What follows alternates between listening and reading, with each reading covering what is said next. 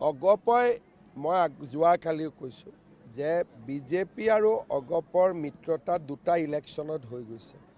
গতিকে আমাৰ মিত্ৰতাৰ যিটো মানদণ্ড সেইটো আমি দুইটা দলে বুজি পাওঁ যে আমি ইমান তেওঁলোক ইমান চিটৰ তাৰতম্য হ'ব পাৰে।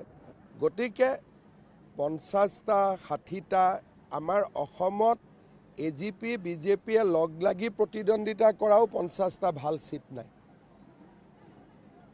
গতিকে এই ধৰণৰ মই নাভাবোঁ, কিন্তু প্ৰত্যেক দলতে কিছুমান ব্যক্তি থাকে বোলে উঠিব খোজোঁ আৰু ইলেকশ্যনৰ আগত চবেই কয় তেনেকৈ, কিন্তু কোৱাটোৱে আৰু মই ভাবোঁ ইয়াৰ ক্ৰিয়া প্ৰতিক্ৰিয়া চিন্তা কৰি লাভ নাই। কাৰণ আগত আমি দুবাৰ ভাল কৰি চিট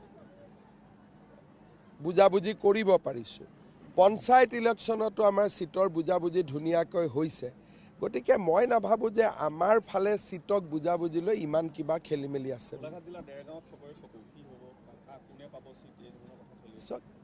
যোনে জিকিব সিয়ে পাব আৰু চিম্পল কথা। কাৰ দখলত আছে কাৰ দখলত নাই বেলেগ কথা, যোনে জিকিব তেওঁহে পাব।